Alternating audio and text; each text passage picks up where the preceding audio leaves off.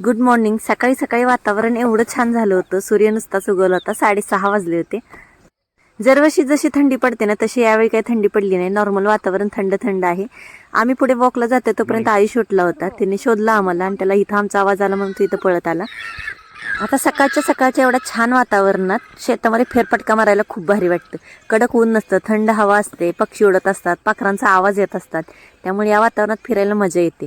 आणि त्याच्यासोबतच आमच्या शेतात शेततळ आहे. त्यामुळे जर वेळेस सकाळी फिरायला आलो की शेततळ्यावर एक का होईना चक्कर होते. त्याच्यामध्ये फिश पण आहेत. आज फारसे फिश दिसले नाहीत. आणि आता मध्ये खूप पाऊस झाला होता त्यामुळे आपली विहीर पण तुडुंब भरली. ब्लॉग घ्यायला कधी कधी वाटतं कॅमेरा ऑन नको करायला, कारण मोबाईलमध्ये गुंतण्यापेक्षा ना हे सगळं वातावरण फील करून घ्यावं असं वाटतं.